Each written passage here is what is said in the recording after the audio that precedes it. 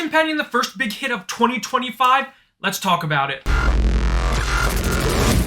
What's up, guys? Welcome back to the MontyVerse. We just saw Companion, and boy, do we have a lot to say without saying anything. I know, that's gonna be the hardest part about talking about this movie, is because it's so good and the premise hooks you in, but we kind of don't want to give away too much of that premise. Yeah, so full disclosure, this is obviously a non-spoiler review. If you're gonna see this movie, do yourself a favor, see it as blind as possible.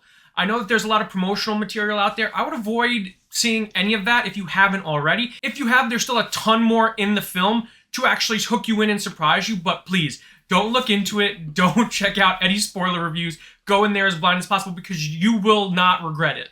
Absolutely. Because what I really loved about this movie, I don't know if we want to get into it already. Let's get into it. Yeah, honestly, is the fact that it sets up its premise, and you might think you have an idea of where it's going to go, but it manages to surprise you while all of those surprises feel weirdly realistic and earned at the same time. Yeah, I mean, I said it in my social reaction, but I think where this film succeeds is that it mixes high concept with really grounded and realistic characterization, and that to me creates such a wonderful medley, because the way they've been marketing this film, which I think is really funny, is that they've been saying from the studio that brought you The Notebook and the unhinged creators of Barbarian, and they're mashing those two ideas in your head before you see this film, which I think is really smart, because that's what this feels like. This feels like a true, honest-to-goodness love story with the insanity that was Barbarian, and I just really loved it. I completely forgot that anyone involved with Barbarian was involved with this movie, but it makes so much sense. So, as much as I can say, something that I really loved about this movie is kind of like Monty mentioned, is the fact that it is high concept in some regards, but also very grounded, which I think is very true to Barbarian as well. And what I really love is the fact that they work with this concept, but they try to ground it, they make it realistic, and there are parts of it that feel appropriately restrained without them going over the edge. Yeah, and it's really impressive when you look at the director, Drew Hancock, who wrote and directed this movie. This is his first directorial feature, which is insane. Like, he's done TV before, but this is his first feature film. Yeah. And it's so impressive when you're actually able to see what this person was able to do, not only in his direction, but also writing, because I think the two of those marry together so well, no pun intended, but they work together so well in tandem in this movie that it's just really shocking to know that this was his first feature. Yeah, because what's so impressive about this film is the fact that, one, it's shot very well. A lot of the shots feel very intentional. And I mentioned restraint earlier, and when it comes to the humorous beats of the film, because the film is intense a lot of the time, but the humor feels very intentional and intelligent when it happens. I guess you could call it a dark rom-com. I think that's a great way to describe it.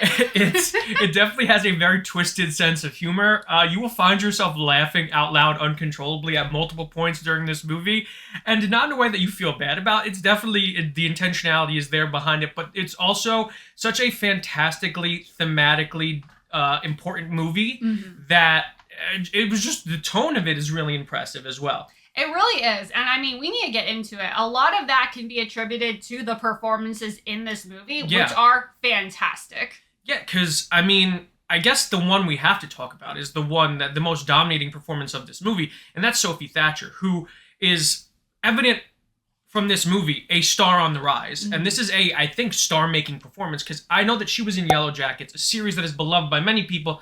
I have not personally watched it yet, but to see her in this, she is absolutely fantastic. I agree entirely, because what I love about her performance that you and I discussed after is the fact that there is so much nuance to it. Her movements, just the way her face twitches and reacts to different things. And that gives a good amount of foreshadowing, but it leaves some of the surprises not quite as evident as you would expect them to be. It's brilliant. The character that she created in Iris is so wonderful and so well informed by her artistic choices that I can't help but like fall in love with this character. And I just could watch her. I would love to watch this movie again and really pick up even more of the little nuances that she has. But there's a lot of things that I noticed right away that were definitely intentional choices by her that she did, especially before the kind of hammer drops at a point in this film, that definitely leads you to see where the story's going through her performance, because it's a very informed performance that she gives. Absolutely. And then the other person we absolutely have to mention is friend of the channel, Jack Quaid. Quaid. What more can I say about Quaid? This man is on such a hot streak. It's crazy. And I don't know if people realize the hot streak that he is actually on, because it's actually insane, because we look back and we checked out his filmography. He has been in some of the best TV shows and movies of the past 3 to 4 years. Yeah. And there's no signs of slowing down this year either. This man is on a super hot streak. Absolutely. And what's so cool about this film, and something that you and I had discussed, is that he has a couple different archetypes of characters that he's been known to play. Yeah. And that does come up in this film, but to his credit, he doesn't rest on those laurels of past characters that he's played before. He brings something different to this role. And I think that's what sets this apart from other similar type roles. But really, even whether or not you like his character, it makes the character feel grounded and true to the tone of this movie. Yeah, I think the thing about Quaid is just really good. He definitely plays a lot of different versions of the same character. Like Huey and Superman, like he played, because obviously he voices Superman in My Adventures with Superman. His version of Superman is unlike his version of Huey from The Boys, but they both have similar moralities, senses of moralities and identities, but they're two completely separate characters. And I think his character in this movie, whose name is escaping me off the top of my head. Josh. I think Josh in this movie can be compared to a few of his other roles, but it feels wholly unique and separated from those different archetypes that, it's just really impressive as an actor to be able to essentially take out your Rolodex, get similar to different roles you've had, while still crafting a wholly unique and different version of that in this character.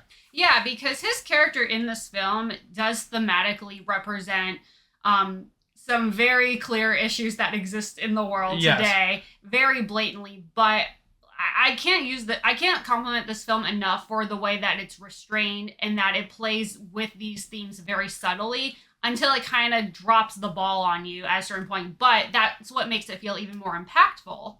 Yeah, and comparing it to another more recent release, Wolfman had themes that we both enjoyed, and at times felt like they were handling it in a very nuanced way, but then just kept throwing it in your face and kind of regurgitating it to you with unneeded exposition. Whereas Companion, they do such a fantastic job of tackling the themes of this movie, which I don't even think we should talk about because that might be a spoiler, but they do such a fantastic job of delivering on the themes of this movie that you just find yourself engrossed in this story. And it's affecting you without even realizing what it is until you do. And I think that's what's really impressive about this movie. But Nikki, I think that's all we could say without giving away too much. So on a scale of Quaids from 1 to 5, what do you rate Companion? Now I definitely don't want to give any kind of half rating and cut a Quaid in half. You never know. Listen, there's a lot of Quaids out there. I mean, fair enough. So I'll take a half a Quaid. I'll take a half Quaid, please. Yikes. For me personally, this movie is fantastic. I think it's great. I thoroughly enjoyed it. Honestly, the nitpicks I have are maybe it pushes some limits of believability a bit. But other than that, I really loved it. I'm giving it a solid 4 Quaids out of 5. That's a lot of Quaids.